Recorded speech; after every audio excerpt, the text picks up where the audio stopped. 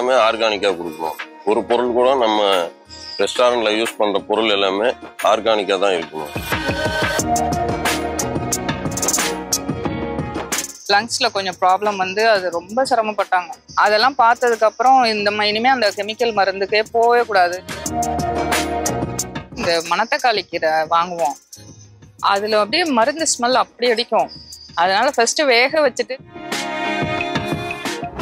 மாடு வச்சிருக்கிறதுனால நம்மளுக்கு தேவையான பஞ்சகாவியம் மற்ற எல்லாமே ரெடி பண்ணுறதுக்கு இந்த மாடு யூஸ்ஃபுல்லாக இருக்குது.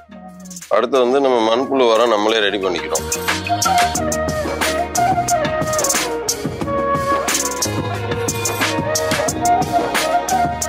ஒரு நாள் நம்ம கேப் கொடுத்தாலும் அடுத்த நாள் வந்து ஏதாவது பாதிச்சிருக்கு. வெண்டைக்காயிலே அத்தனை வெரைட்டி இருக்கான்னு எனக்கு சொல்ல கூட தெரியல, அவ்வளோ இருக்கும். யானை தந்தை, மாட்டு கொம்பு வெண்டை, சிகப்பு வெண்டை.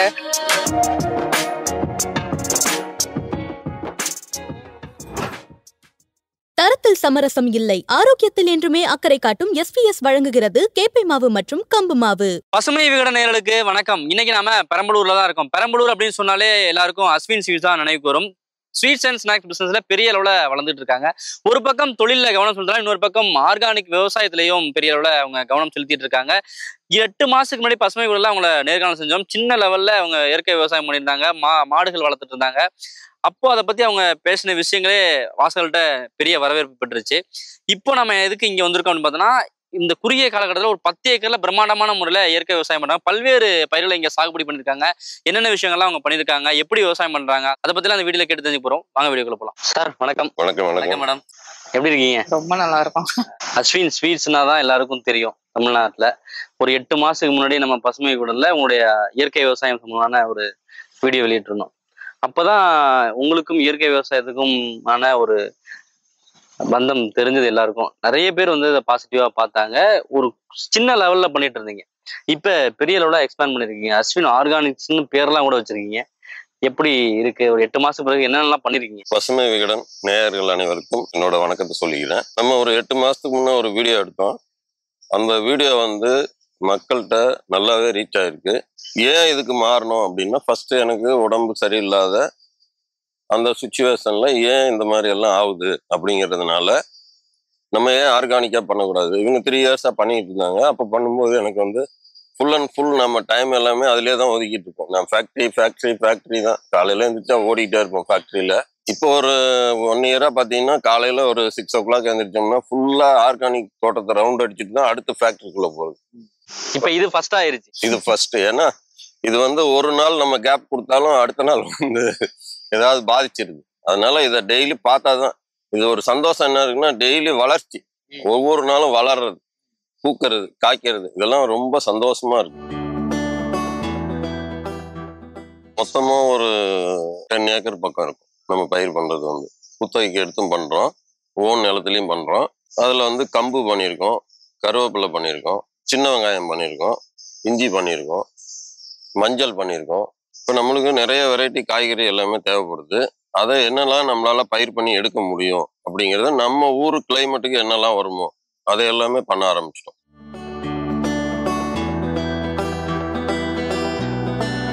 இது வந்து எங்க பெரம்பலூர்ல பாபா கோயிலுக்கு பக்கத்துல இருக்கிற வயல். எவ்வளவு ஏக்கர் இது? இது 2 ஏக்கர். பப்பாளி வச்சிருக்கோம், பூசணி, பரங்கி, சொரை. நிறைய பந்தல் போட்டு இதுல வந்து பீக்க, கோவக்காய், அதுக்கப்புறம் சொரை, கோவக்காய் எல்லாமே பண்ணிட்டு இருக்கோம். பாவக்காய் பண்ணிட்டு இருக்கோம், புடலங்காயும் பண்ணிட்டு இருக்கோம். எல்லா காயுமே பண்ணிட்டு இருக்கோம். ஃபுல்லா வெஜிடபிள்ஸ்க்கு மாறிட்டீங்க. ஆமா, நமக்கு தேவை இல்லையா, அதனால தேவைக்கு போட்டுட்டு இருக்கோம். நம்ம சொன்ன ஒரு 8 மாசம் முன்னாடி என்னென்னலாம் பண்ணியிருந்தீங்க அப்படின்னு சொல்லி முன்னாடி ஒரு வீடியோ போட்டிருந்தேன். அதாவது அதை பார்க்காதவங்க நிறைய பேர் இருப்பாங்கல்ல, அவங்கள்ட்ட சொல்லிருக்கோம். அவங்களுக்காக ஆரம்பத்துல நீங்க என்ன பண்ணீங்க, உங்களுடைய விவசாய பேக்ரவுண்ட் எப்படி, 8 மாசம் முன்னாடி என்ன பண்ணிருக்கீங்க, இப்ப என்ன பண்ண ஆரம்பிச்சிருக்கீங்க? இப்போ வந்து நான் கொஞ்சம் காய்கறி போடுவேன், வீட்டுக்கு தேவைக்கு போட்டுட்டு இருந்தேன். கீரை எல்லா வெரைட்டியும் போடுவேன். எனக்கு ஒரு பையன் அருண், அவன் நம்மாழ்வார் பண்ணையில இருந்த ஒரு பையன், அவன் வந்து விதையெல்லாம் நிறைய கொடுப்பான். கொடுத்த எல்லா வெரைட்டியும் போட்டுட்டு அவர் வந்து காசெல்லாம் வேணா, எனக்கு விதை மட்டும்தான் வேணும் பாரு. எங்களால வந்து அந்த அது ஒரிஜினாலிட்டியா அந்த விதையை எடுக்க முடியாது. நம்ம ஒரு சின்ன இடத்துல போட்டுட்டு அந்த விதைக்கு அங்கங்க நாத்து போட்டு வைக்கிறோம்னு வச்சிங்களேன், அதுக்குன்னு தனியா ட்ரெயின் ஆகி அப்படிலாம் பண்ண மட்டும்தான் முடியும். நானா அந்த விதையெல்லாம் என்னால எடுத்து தர முடியாது.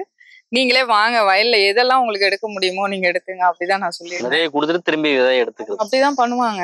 அந்த மாதிரி விதை தான் எனக்கு நாட்டு விதைகள் வந்து அப்படிதான் வாங்க முடிஞ்சது. இங்க எங்க வாங்கினாலும் எனக்கு அவ்வளவு திருப்தியா இருக்காது.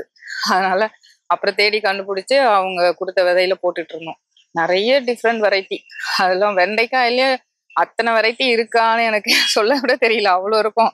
யானை தந்தை, மாட்டுக்கொம்பு வெண்டை, சிகப்பு வெண்டை, இது மர வெண்டைன்னு ஒண்ணு இருக்கும். அதெல்லாம் இயருக்கு 1 இயருக்கு காய்க்கும். அந்த மாதிரிலாம் கொடுத்துருந்தாங்க.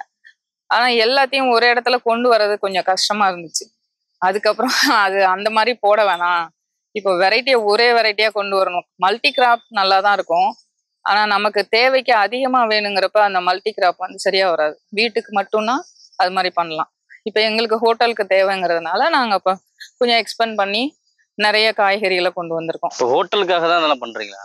அப்புறம் நம்மகிட்ட இருக்க ஸ்டாஃப் சாப்பிடணும், ஹோட்டலுக்கு வேணும், அதுக்காக தானே இந்த காய்கறி வெளியில எல்லாம் கொடுக்கறதுல வெளியெல்லாம் கொடுக்கும்.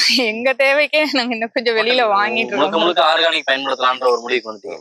இது எதுக்கு முழுக்க காய்கறியா கொடுக்குறோம்னா, காய்கறி நம்ம நிறைய வாங்குறோம். ஒரு கீரை வாங்கும்போது பாத்தீங்கன்னா அதுல வந்து பாத்தீங்கன்னா ரொம்ப கெமிக்கல் தான் யூஸ் பண்றாங்க. சொல்றாங்க, இந்த மணத்தக்காளி கீரை வாங்குவோம், அதுல அப்படியே மருந்து ஸ்மெல் அப்படி அடிக்கும். அதனால ஃபர்ஸ்ட் வேக வச்சுட்டு அதை நாங்க பார்த்துட்டு தான் அதுக்கப்புறம் நம்ம திருப்பி அந்த தொக்கெல்லாம் போட சொல்லுவோம். இந்த புளிச்சக்கீரையும் அதே மாதிரிதான், மருந்து அடிச்சிட்டாங்கன்னா அந்த அந்த தொக்கு அவ்வளோ வேஸ்ட். நாங்க ஃபுல்லா அப்படியே எடுத்துருவோம், சாப்பிடவே முடியாது. அதெல்லாம் பார்த்ததுக்கு அப்புறம் தான் அது மாதிரி பண்ண வேணாம், நம்ம ஆர்கானிக்கா பண்ணி நம்ம எடுப்போம் அப்படின்ற ஒரு தாட்டுக்கு வந்து இப்ப அது மாதிரி பண்ணிட்டு இருக்காங்க. நம்ம எப்பயுமே ஸ்வீட் இண்டஸ்ட்ரியை பொறுத்தவரைக்கும் பெஸ்டா கொடுக்கணும்னு நினைச்சிட்டு இருப்போம். அதே சுச்சுவேஷன்ல தான் இப்போ ரெஸ்டாரண்ட்டுக்கு நல்லா பெட்டரா கொடுக்கணும். கொடுக்குறது எல்லாமே ஆர்கானிக்கா கொடுக்கணும். ஒரு பொருள் கூட நம்ம ரெஸ்டாரண்ட்ல யூஸ் பண்ற பொருள் எல்லாமே ஆர்கானிக்கா தான் இருக்கணும் அப்படிங்கிறதுனால ஆர்கானிக்கு மாறி இருக்கும்.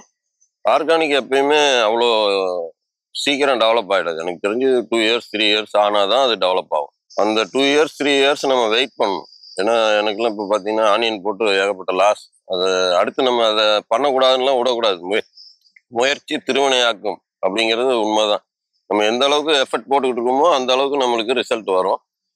இருந்தாலும் தொடர்ந்து நம்ம ஆனியனும் பண்ணிட்டு இருக்கோம். ஆனியன்லாம் பார்த்தீங்கன்னா பெரும்பாலும் இப்போ களைக்கொல்லி யூஸ் பண்ணாத இருக்கிறதே கிடையாது. நம்ம களைக்கொல்லியும் தொடர்றதே கிடையாது. களையெல்லாம் நம்ம லேபரை வச்சே தான் எடுக்கிறது. களைக்கொல்லியுமே ஆர்கானிக்காக பண்ணிட்டோம். இன்னொரு விஷயம் என்னன்னா, நம்ம ஃபேக்ட்ரியில் ஒருத்தர் தியாகுன்னு ஒருத்தர் வந்து அக்ரிகல்ச்சர் முடிச்சுட்டு வேற டிபார்ட்மெண்ட்ல போட்டிருந்தோம். அவரு அக்ரிகல்ச்சர்ல ரொம்ப இன்ட்ரெஸ்ட் அவருக்கு. அவரை தூக்கி உள்ள போட்டிருக்கோம். ஒரு 3 பேர் ஃபார்மிங்ல வந்து ஒரு 3 பேர் மொத்தம் ஒரு 5 பேர் ஒர்க் பண்றோம். 5 பேருக்கு சாதாரணமா சம்பளமா போட்டா கூட நம்மளுக்கு 1 லட்ச ரூபா மந்த்லி நம்ம 5 பேருக்கு மட்டுமே 1 லேக் ஆகுது. இருந்தாலுமே அதெல்லாம் நம்ம பாக்குறதுல நல்லா பண்ணணும் அப்படிங்கிற இதுல முயற்சியில நிறைய உணவுப் பொருள் கொடுக்கணும். அதுல வந்து பாத்தீங்கன்னா ஃபிளேவர் நல்லா இருக்கு. உண்மையிலுமே ஃபிளேவர் வந்து இருக்கு, டேஸ்ட் இருக்கு. காய் வேகிறதும் பாத்தீங்கன்னா ரொம்ப சீக்கிரம் வெந்துரும், சாஃப்டா இருக்கும். லைஃபும் அதே மாதிரி லைஃபும் நல்லா இருக்கும். மேம், இந்த ஆர்கானிக் பத்தி பேசும்போது நீங்க ஆரம்பத்துல சாரை வந்து இந்த ஆர்கானிக் பக்கம் கொண்டு வரது ரொம்ப சிரமமா இருந்துச்சு. அவங்க அந்த காலகட்டத்துல ரசாயன விவசாயம் பண்ணி அதுக்கே பழக்கப்பட்டிருந்தாங்க அப்படின்லாம் சொன்னீங்க. இப்போ ஃபுல் அண்ட் ஃபுல்லு வந்து ஆர்கானிக் பண்ணணும், அது எல்லாமே ஆர்கானிக்ல கொண்டு வரணும்னு சார் பேச முடியுது. எப்படி இந்த சேஞ்ச் ஓவர் நடந்தது? கெமிக்கல் இது விவசாயம் பண்ணவங்களுக்கு டக்குன்னு மாற முடியாது. ஏன்னா இப்போ ஒரு பூச்சி இருக்குன்னா ஒரு மருந்து அடிச்சா அடுத்த நாளே அந்த பூச்சி இல்லாம இருக்கும் இல்லையா, அந்த மாதிரியே இவங்கெல்லாம் பழகிட்டு வந்தவங்க. அது வந்து எவ்வளவு கெடுதல்ங்கிறது இவங்களுக்கு வந்து லங்ஸ்ல கொஞ்சம் ப்ராப்ளம் வந்து அது ரொம்ப சிரமப்பட்டாங்க. ஒரு ஸ்மெல்லே வரக்கூடாது, வந்தா வீட்டுல சமைக்கும் போது அந்த கடுகு தாளிக்கிற ஸ்மெல் வந்தா கூட ரொம்ப சிரமப்படுவாங்க. எதுக்கு தாளிக்கிற, நீ செய்யாத, அப்படி பயங்கர டென்ஷன் ஆவாங்க. அதெல்லாம் பார்த்ததுக்கு அப்புறம் இனிமே அந்த கெமிக்கல் மருந்துக்கே போகவே கூடாது, நம்ம ஆர்கானிக்கா பண்ணணும்ன்றது ஓரளவுக்கு அவங்க பட்ட அவஸ்தை தான் அவங்கள மாத்துச்சுன்னு நான் நினைக்கிறேன். அதுதானேங்க. பொதுவாகவே எல்லாருமே நோயால பாதிக்கிறாங்க. அது எதனால அப்படின்னு ஆராய்ச்சி பண்ணும்போது ஃபுட்டால தான். அந்த ஃபுட்டை வந்து கண்டிப்பா நம்ம மாற்றி கொடுக்கணும் அப்படிங்கிற எண்ணம் தான் மெயின் காரணமே. அதுதான் இதுக்குள்ள ஆர்கானிக்குள்ள வரதுக்கு காரணம். நாட்டில் இருக்க எல்லா மக்களும் ஆரோக்கியமா இருக்கும். அதுதான் ஃபர்ஸ்ட் என்னோட தாட். வந்து வேற எந்த தாட்டுமே இல்லை, பிஸ்னஸ் தாட்டே கிடையவே கிடையாது. ஒரு பெரிய பிஸ்னஸ் மேன், உங்களுக்கு பணத்துக்கு பிரச்சனை இல்லை, நான் நிம்மதியா வாழலாம். ஆனாலும் நான் அந்த விவசாயம் பண்ணணும், அந்த டெய்லி வந்து இந்த வெயில மனுஷங்கன்னா ஃபுல் டே உழைச்சிக்கிட்டே இருக்கணுங்க. நாங்க ஆரம்பித்த விவசாய ஃபேமிலி தானே, ஒருவேளை அந்த எங்களுக்குள்ளார அது இருந்ததுனால அப்படி இருக்கலாம். ஆனா என்னை விட இவங்கதான் நல்லா விவசாயம் பண்ணாங்க. நானும் சும்மா வயலுக்கு வேடிக்கை பார்க்க போனால்தான் அந்த அளவுக்கு எல்லாம் பண்ண மாட்டேன். இந்த செடியை பார்த்தோன்னே காயை பார்த்தா போய் பறிக்கணும்னு இருக்கும். ஆளுங்களுக்கு முன்னாடி நான் தான் போய் பறிப்பேன். நான் தான் அது எப்படி இருக்குங்கிறத பார்ப்பேன். அதெல்லாம் நேச்சர் பை நேச்சரா இருக்கலாம்.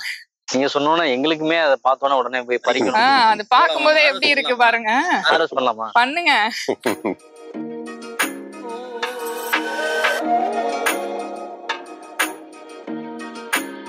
ஒரு ஏக்கருக்கு 50,000 ரூபாய் பக்கம் செலவாகுமா. கல்பந்தல் போட்டிருக்கோம். நாங்க கொஞ்சம் நிறைய போட்டிருக்கோம். அதனால கொஞ்சம் கூட தான் செலவாகும் ஃபர்ஸ்ட். அதுக்கப்புறம் பாத்தீங்கன்னா இது நம்ம திரும்ப திரும்ப இந்த பந்தல்லே பந்தல் காய்கறிகள் போட்டுக்கலாம். இது போட்டுட்டா எப்படியும் ஒரு 10 இயர்ஸ்க்கு இந்த பந்தல் நிக்குங்க. அப்ப அந்த 10 இயர்ஸ்க்கான ஒரு வருஷம் தான் நமக்கு அந்த செலவு. அடுத்தடுத்த வருஷம் உங்களுக்கு அந்த செலவு வராது. இது வந்து பீர்க்கங்காய். அந்த சைடு வந்து நாங்க பாகல் போட்டிருக்கோம், பாகக்காய். இந்த சைடு கோவக்காய் போட்டிருக்கோம். 3 பிரிச்சிருக்கீங்க இந்த பக்கம்? ஆமா 3 பிரிச்சிருக்கோம். காயா சேல் பண்ண மாட்டோம். ஒன்லி எங்களுக்கு மட்டும் தானே. கொஞ்சம் எக்ஸஸா வந்துட்டா என்ன பண்றதுன்னு தெரியாது. அதுக்காக இதுவும் இன்னும் வேல்யூ அடிஷன் பண்ணி நம்ம ஏதாவது பண்ணணும்னா அதுவும் பண்ணலாம். வத்தல் தொக்கு பண்றோம், வத்தல் போட்டுக்கலாம்.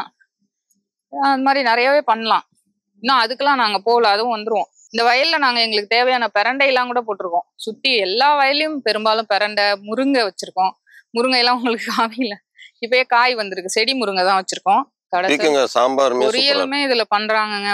பொரியலும் ரொம்ப நல்லா இருக்கு. கூட்டு சூப்பரா இருக்கு. நம்ம சாப்பிடுறதோட மத்தவங்களுக்கு எடுக்கிறது தான் இன்னும் அது ரொம்ப சந்தோஷம். இப்ப வந்து நாங்க பாகற்காய் அறுவடை பண்றோம்.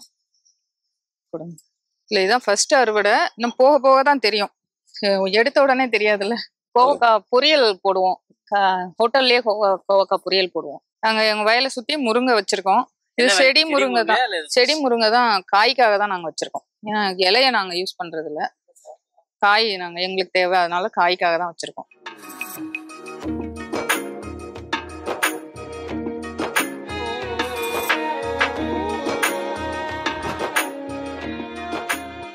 சார் இதுதான் இன்னொரு தோட்டமா? ஆமா. இந்த ஏரியா பேர் என்ன சார்? இது இந்த கிராமம் நாரணமங்கலம் கிராமம்.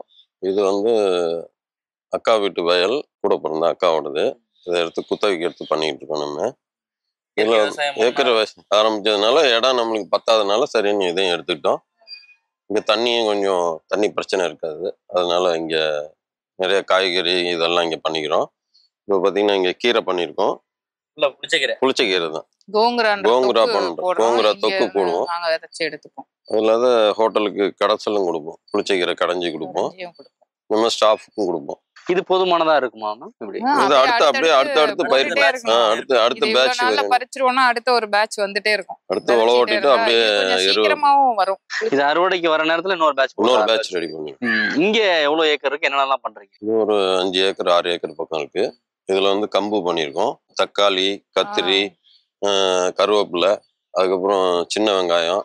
அதுல ஊடு பயிரா வந்து மா இஞ்சி பண்ணியிருக்கோம். அதில் வந்து நம்ம வீட்டுக்கு தேவையான இது மஞ்சள் பண்ணியிருக்கோம். அதுக்கப்புறம் சேனை அந்த மாதிரி ஐட்டம் எல்லாமே ஊடு பயிராக பண்ணியிருக்கோம். நம்ம எல்லாமே பண்ணியிருக்கோம். இங்கேயும் அதில் தான் இருக்கிற வேலையை சுற்றி எல்லாமே பிரண்டை பண்ணியிருக்கோம். பிரண்டை நம்மளுக்கு தேவைப்படுதுங்கிறதுனால எவ்வளவு இருந்தாலும் நாங்க முடிஞ்ச வரைக்கும் எல்லா வயலையும் போட்டிருக்கோம். அதுவும் பத்தாது. இந்த 5 ஏக்கர் சொன்னீங்க, இதுக்கு முன்னாடி ரசாயனம் பண்ணிட்டு இருந்தாங்களோ? ஆமா, இதுக்கு முன்னாடி வந்து இது எல்லாமே பாத்தீங்கன்னா மரப்பயிரா பண்ணியிருந்தாங்க. இந்த மரப்பயிரா பண்ணும்போது பெரிய அளவு ரசாயனம் பயன்படுத்திக்க மாட்டேன். மண் ஓரளவு அதுல மரத்துக்கு வந்து ரசாயனமே தேவைப்படாது. இருந்தாலும் அது வந்து களை மண்டி போய் ஒரு மாதிரி மரம் பெருக்காத, அதுல ஒன்றும் பயங்கர லாஸ் தான், ஹெவி லாஸ் தான். அந்த அந்த வயலை வந்து நம்மளுமே இன்னமும் அந்த வயல் மாறுறதுக்கு இன்னும் ஒரு வருஷம் ஆகும் கண்டிப்பா. ஓரளவுக்கு ஓகே தான் நம்ம பண்ணிட்டு இருக்கிறது. ஆர்கானிக்கா மாத்துறதுக்கு முன்னாடி என்னெல்லாம் பண்ணிட்டு நல்லா உழுதுட்டு தொழு உரம் போட்டு வயலை பதப்படுத்தி தான் அப்புறம் தான் பண்ணாங்க. அது முன்னாடி நம்ம கொடுக்கணும். ஏன்னா ஃபர்ஸ்ட் இது வந்து ஒரு செட்ல இருந்திருக்கும். ஏன்னா நம்ம இது கெமிக்கல் போட்டு ஒரு மாதிரி இருக்கும் இல்லையா. அதனால ஃபர்ஸ்ட் கொஞ்சம் ஈல்டு கம்மியா தான் ஆகும். ஆனா இவங்க விவசாயம் பண்ணிக்கிட்டே இருந்ததுனால ஈல்டு கம்மியான மாதிரி இல்லை. மற்ற இடத்துக்கு இந்த இதுல கொஞ்சம் நல்லா தான் வந்துச்சு. நான் என்னதான் பிசினஸ் பண்ணாலும் இப்போ ஃபேக்டரிக்கெல்லாம் போற நேரத்துக்கு முன்னாடி நான் வயலுக்கு வந்துட்டு தான் போறேன், தோப்புக்கு வந்து தான் போறேன்றீங்க. இது எந்த அனுபவம் எப்படி இருக்கு? ஏன்னா ஒரு ஆரம்பத்துல விவசாயம் பண்ணியிருந்தா கூட ஒரு பெரிய கேப் இருந்திருக்கும். இப்ப திரும்பி வயல்வெளி அப்படின்னு காலையில ஒரு நேரம் ஸ்பெண்ட் பண்றது, காலையில வந்து நல்லா பசுமையா பாக்குறோம். அப்போ மைண்ட் வந்து ரிலாக்ஸ் ஆயிடுது. திருப்பி இன்னொரு அந்த பிஸ்னஸ்க்குள்ள போகும்போது கொஞ்சம் மைண்ட் ரிலாக்ஸாக தான் இருக்கு. ஒரே இதை பார்த்துட்டு இருக்கிறதோட மாற்று இதாக பார்க்கும்போது அதுலயும் கொஞ்சம் ரெஃப்ரெஷ்மெண்டா இருக்கு. மைண்ட் வந்து நல்லா ரிலாக்ஸாக இருக்கு. நீங்க எந்த அளவுக்கு மேம் அதில் ஈடுபடுத்திக்கிறீங்க? இப்போ அந்த சின்னதா உங்களுக்குன்னு பண்றது ஓகே, இப்போ பெரிய அளவு பண்ணும்போது அதோட எப்படி ஐடியா கொடுக்கறது மட்டும்தான். வயலுக்கு என்னால அவ்வளவுதான் வர முடியாது. ஏதாவது சரியில்லை அப்படின்னா இதுக்கு இந்த மாதிரி பண்ணலாம், ஒரே பத்திலை கரைசல் பண்ணலாம், அக்னி சாஸ்திரம் தெளிக்கலாம், இந்த மாதிரி பூச்சி வந்துச்சுன்னா வயலை இன்னும் எப்படி பதப்படுத்தலாம் அப்படிங்கிறத நான் பார்த்துட்டு சொல்லுவேன். நானும் அந்த அக்ரி பையனும் எப்படி டிஸ்கஸ் பண்ணிட்டு இது மாதிரி பண்ணுங்க அப்படின்னு சொல்லிடுவோம். அது மாதிரி பண்ணுவாங்க. அப்புறம் இன்னொருத்தர் அக்ரி இருக்காரு, செடியெல்லாம் எங்களுக்கு நாற்று போட்டு தரத்துக்கு அதெல்லாம் பண்றதுக்கும் ஆள் இருக்கு. அவங்க போட்டு தரதுனாலதான் எங்களால பண்ண முடியுது, ரொட்டீனா பண்ண முடியுதுன்னு வச்சுக்கோங்க. பண்ணிடணும். ஒரு விவசாயம்னா இத்தனை நாள்ல இது அறுவடை முடிஞ்சிரும், இதுக்கு அடுத்து நம்ம என்ன பண்ணணும், நம்ம ஃபர்ஸ்டே ப்ரீ பிளானிங் இருந்தா மட்டும்தான் பண்ண முடியும்.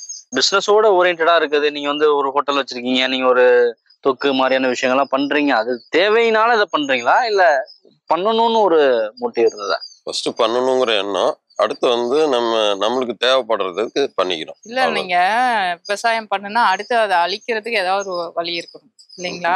ஒண்ணு மார்க்கெட் பண்ணணும், மார்க்கெட்டிங் பண்ணணும். இப்ப நமக்கு தேவை இருக்கிறதுனால நம்ம தேவைக்கு பண்ணிக்கிறோம். விவசாயம் பண்ணா சேல் பண்றதுக்கும் நம்மளே பண்ணணும்னா வச்சுங்களேன் நல்ல லாபம். நடுப்புற ஒரு இடைத்தரகர் இருந்தாங்கன்னா அவங்க வந்து கம்மியா தான் எடுத்துக்குவாங்க. அதுக்கப்புறம் மார்க்கெட் போயிட்டு அவங்க ஒரு லாபம் பார்ப்பாங்க. அதுதானே பிஸ்னஸ். ஆனா நம்ம தேவைக்கு நம்ம பண்ணும்போது கொஞ்சம் நல்லா தான் இருக்கும். எல்லாமே தேவைக்காக தான் நம்ம செய்யறோம். ஒரு விஷயம் பண்றோம், அது இப்ப இவங்களுக்கு உடம்பு முடியாம போனப்ப எவ்வளவு சிரமமா இருந்தது. இப்ப மத்தவங்களையும் யோசிக்கும் போது சரி நம்ம கிட்ட முடியுது அதனால பண்ணுவோமே அப்படின்னு சொல்லி நாங்களே போட்டு எடுக்க ஆரம்பிச்சோம். எல்லாரும் ஹோட்டல் வச்சிருக்கவங்க போட முடியுமா அப்படிங்கறது எனக்கு தெரியல. ஆனா எப்படி வாய்ப்பு இருக்கோ வாய்ப்பை பொறுத்து அமைச்சுக்கிறது. தேவையும் இருக்கு, இது பண்ணணும்ன்ற ஆர்வமும் இருக்கு. ஆர்வம் ரொம்ப ஜாஸ்தியாவே இருக்கு. அதனால ஆர்வம் தான் அதிகமா இருக்கு. தேவையோட ஆர்வம் அதிகமா இருக்கு. ஆர்வம் இருந்தாதான் எதுலையுமே நம்ம ஜெயிக்க முடியும்.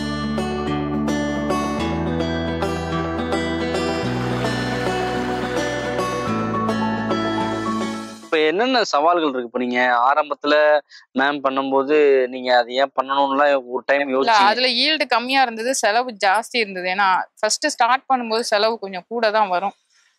லேக் கணக்குல செலவு போகும். ஏன்னா வயலை திருப்தி ஆளுங்களை உள்ள விட்டு இது பண்றோம் இல்லைங்களா? ஃபர்ஸ்ட் எடுத்ததான் அப்ப அப்படிதான் இருந்தது. அதுக்காக சொல்லிட்டு இருந்தாங்க. அப்புறம் கொஞ்சம் செலவு குறைய ஆரம்பிச்சு கொஞ்சம் வரும். அதுக்கப்புறம் தான் ஆர்வம் வந்தது அவங்களுக்கு. சரி, இப்போ இந்த ஒரு 10 ஏக்கருக்கு நிறைய செலவு பண்ண வேண்டியிருக்கீங்க. ஏன்னா பிகினிங்ல இருக்கீங்க, இதெல்லாம் பண்படுத்தி ஒரு பந்தல் விவசாயம் பண்ணும்போது பந்தல் கால்னு ஒரு நிறைய செலவு இருக்கும். அந்த செலவுகள்லாம் அதெல்லாம் கால்குலேட் பண்றீங்களா? கால்குலேஷன் தனியா மந்த்லி என்ன வருதுங்கிறது கால்குலேஷன் பண்றோம். கால்குலேஷன் எந்த பிசினஸ்லயுமே கால்குலேஷன் பண்ணாலும் ஜெயிக்க முடியாது, கால்குலேஷன் பண்ணாத இருந்தாலும் ஜெயிக்க முடியாது. கண்டிப்பா நம்ம வந்து ஃபர்ஸ்ட் நல்லா பண்ணணும். அதுக்கான பலனை எதிர்பார்க்காத பண்ணாதான் ரிசல்ட் வந்து பின்னாடி தான் வரும். எடுத்த உடனே ரிசல்ட் வராது. அதுக்கோசரம் முயற்சியை போடுறோம்.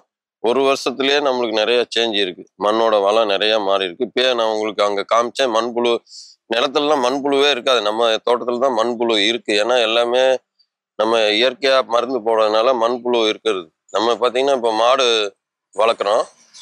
வளர்க்குறதுல நம்மளே மண்புழு உரமும் நம்மளே தயாரிக்கிறோம். எல்லாம் நம்மளே சாணத்தை வச்சு தயாரிக்கிறோம். நம்ம அங்கே போகும்போது பார்க்கலாம்.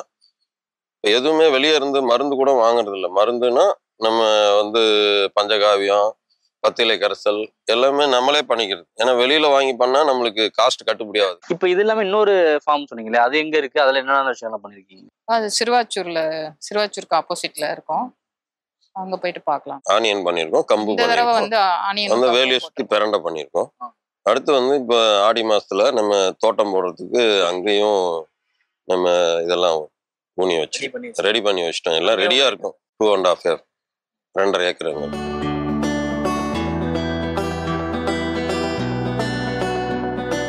சார், இப்போ அடுத்த தோட்டத்துக்கு வந்திருக்கோம். இங்க என்னென்னலாம் பண்றீங்க? எவ்வளவு ஏக்கர்ல பண்றீங்க?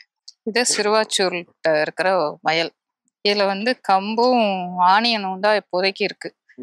ஆமா ஆமா, இங்க இருந்து ஃபுல்லா ஆனியன் போட்டிருக்கீங்க. ஏன் எங்களுக்கு ஆனியன் நிறைய தேவைப்படும். சாம்பாருக்குன்னு நிறைய தேவை இல்லையா? சின்ன வெங்காயம் தான். சின்ன வெங்காயம் பக்கத்துல பந்தல் ரெடி பண்ணி வச்சிருக்கோம். இப்போ ஆடி மாசத்துக்கு புடலை ஊனலாம் அப்படின்ட்டு பந்தல் காய்கறி இங்கேயும் கொண்டு வரீங்க. இங்கேயும் கொண்டு வரோம். சார், இப்போ நீங்க சொன்னீங்க, இப்ப வயலுக்கு வந்துட்டு தான் பிசினஸே தொடங்குறேன்னு சொல்லி இப்ப நிறைய உங்க பிசினஸ் மேன்லாம் பாப்பீங்க, அது சம்பந்தமா நிறைய பேசிட்டு இருப்பீங்க. இப்போ விவசாயத்தை பத்தி எல்லாம் பேச ஆரம்பிச்சிக்கலாம். பிசினஸ் மேன் விவசாயி இப்ப ரெண்டும் எப்படி இல்ல அவங்களே பேசுறாங்க, நம்ம போற நம்மள்ட்ட இடத்துல கேக்குறாங்க. நீங்க போட்ட வீடியோ வச்சுதான் நிறைய கேக்குறாங்க. நல்லா பண்றீங்க அப்படின்றாங்க. இத பார்த்தும் பண்றவங்களும் இருக்காங்க. நீங்களும் ஒரு பிகினிங்ல தான் இருக்கீங்க இயற்கை விவசாயத்துல, இருந்தாலும் உங்களோட எக்ஸ்பீரியன்ஸ் என்ன ஷேர் பண்ணிக்க விரும்புறீங்க?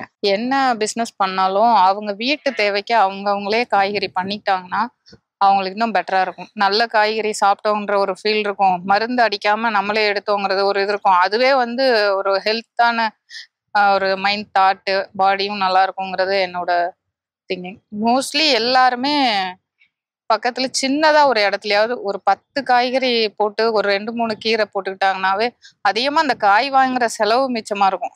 தண்ணி கூட நீங்க எக்ஸ்ட்ரா தேவைப்படாது. சும்மா அந்த பாத்திரம் கழுவுற தண்ணி அந்த மாதிரி ஊத்துனா கூட அதை வச்சே வந்துடும். இடம் இருக்கிறவங்க கண்டிப்பா சின்ன இடம் இருந்தாலும் அதை பயன்படுத்திக்கணும். செடி வைக்கிறதுக்கும் கொஞ்சம் இடம் விட்டுக்கிட்டாங்கன்னா ரொம்ப நல்லா இருக்கும்னு நான் நினைக்கிறேன். ஏற்கனவே சொல்லியிருந்தீங்க மாடுகளை இப்போ கொஞ்சம் அதிகப்படுத்திருக்கோம்னு சொல்லி, மாட்டு பண்ணை பிளஸ் வந்து அங்க நீங்க இயற்கை உரம் தயாரிக்கிறது, அதை பார்த்துடலாங்களா? பாத்துடலாங்க. ஓகே வாங்க.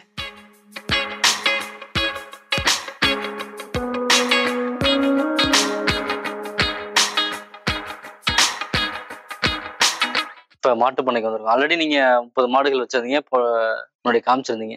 இப்போ எக்ஸ்டெண்ட் பண்ணிருக்கீங்கன்னு நினைக்கிறேன். ஆமா, பட்டி எக்ஸ்டெண்ட் பண்ணிருக்கோம். 40 மாடா 40 பக்கம் இருக்கு. எவ்வளவு மாடுகள் கறவையில இருக்கு, எவ்வளவு மாடுகள்? ஒரு 6 மாடு 7 மாடு கறவையில இருக்கு. அதை நம்ம வீட்டுக்கு தேவையான பால் எடுத்துட்டு மீதியை வந்து நம்ம ரெஸ்டாரண்ட்டுக்கு யூஸ் பண்ணிக்குவோம். இவ்வளோ மாடு வச்சிருக்கனால நம்மளுக்கு தேவையான பஞ்சகாவியம் மற்ற எல்லாமே ரெடி பண்ணுறதுக்கு இந்த மாடு யூஸ்ஃபுல்லாக இருக்குது. அடுத்து வந்து நம்ம மண்புழு உரம் நம்மளே ரெடி பண்ணிக்கிறோம். வெளியிலாம் மண்புழு உரம் கிடைக்குது. அது வந்து பார்த்தீங்கன்னா பியூராக இருக்காது, வெறும் மாட்டு சாணியில் மட்டும் இருக்காது, வேற ஏதாவது மிக்ஸ் ஆகிருக்கும்.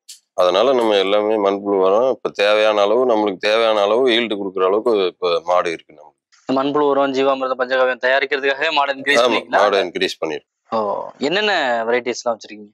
இதுல பாத்தீங்கன்னா கிர் இருக்கு, சாகிவால் இருக்கு, அதுக்கப்புறம் பொங்கனூர் மாடு இருக்கு, அப்புறம் காங்கேயம் இருக்கு, அப்புறம் நம்ம லோக்கல் மாடு இருக்கு. நாட்டு வெரைட்டி எல்லாம் கலந்து இருக்கு. கூட்டு பண்ணையமா இருந்தா மட்டும்தான் விவசாயம் வந்து சக்சஸ் ஆகும். மாடு மட்டும் இல்ல, ஆடு கோழி இது எல்லாமே இருக்கணும். ஒருங்கிணைந்த பண்ணையமா இருக்கும்போது மட்டும்தான் அது சக்சஸ் ஆகும்.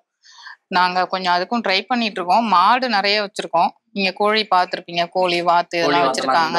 ஆடும் இருக்கு, ஆடு ரொம்ப கம்மியா இருக்கு. அதுவும் வச்சிருக்கோம். எல்லாமே எருவுக்கு யூஸ் ஆகும். முழுமையான விவசாயம்.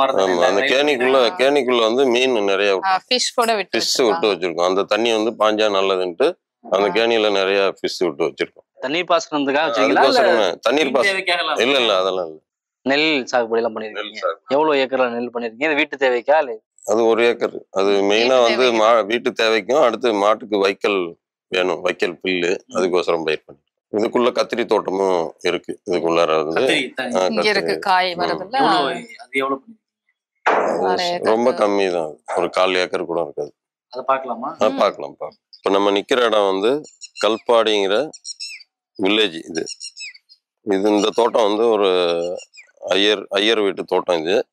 இது நம்ம கம்பெனிக்கு பக்கத்துல இருக்கிறதுனால மாடை கொண்டாந்து இங்கே கட்டுறதுக்கு சௌகரியமா இருக்குன்னு இந்த இடத்த நம்ம லீஸுக்கு பேசி பண்ணிட்டு இருக்கோம். இதுல ஏற்கனவே ஒரு அறுவடை முடிச்சாச்சு.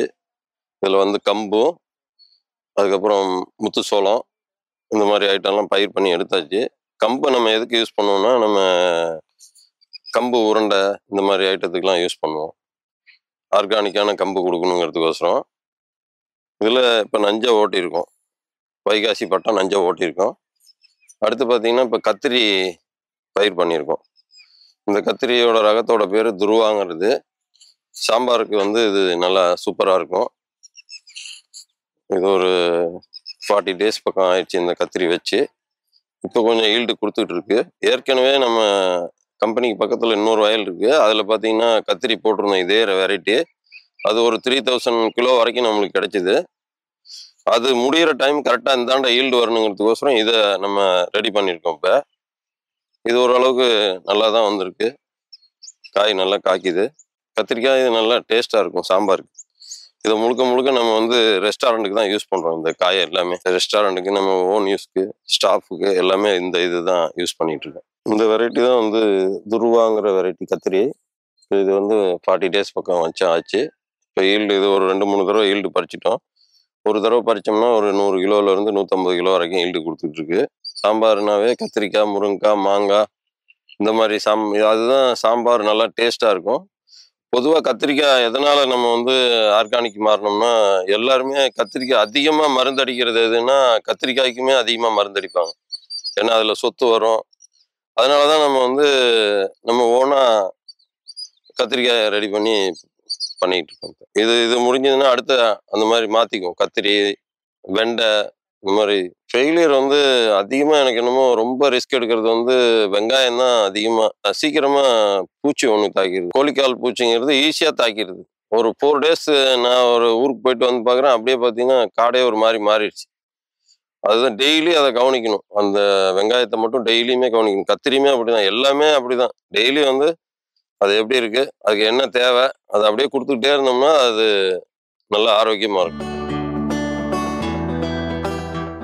சரி, இதான் பழைய மாட்டுப்பட்டி. மாட்டுப்பட்டி இங்கதான் வந்து இப்ப மண்புழு உரத்துக்கோசரம் டெவலப் பண்ணிருக்கோம். அந்த ஏரியாவை பெருசா டெவலப் பண்ணி இங்கதான் மாசா மண்புழு உரம் இங்கதான் ஒரு 6 தொட்டி கட்டியிருக்கோம். இதுல இருந்து மண்புழு உரம் எடுத்துதான் காட்டுக்கு யூஸ் பண்றோம். ஃபுல்லாவே குடில்ல போட்டு. வெயில் வந்து அந்த வெயில் பட்டுச்சுன்னா அந்த மண்புழு வந்து வெயில் தாங்காது. அது அதனால வந்து அந்த மண்புழுக்கு கீத்து கொட்டாயே போட்டிருக்கோம்.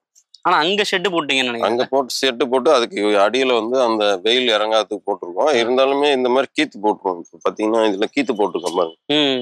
இது இந்த மட்டை எதுக்கு போட்டிருக்கேன்னா மேல வந்து ஹீட் இருக்க கூடாதுங்கிறதுக்கோசரம். ஒரு டெய்லி காலையில ஒரு முறை, ஈவினிங் ஒரு முறை இதுல வந்து தண்ணி தெளிச்சிருவோம். தண்ணி நல்லா கூலிங், ஈரப்பதத்துக்கோசரம் கூலிங் தெளிச்சிருவோம்.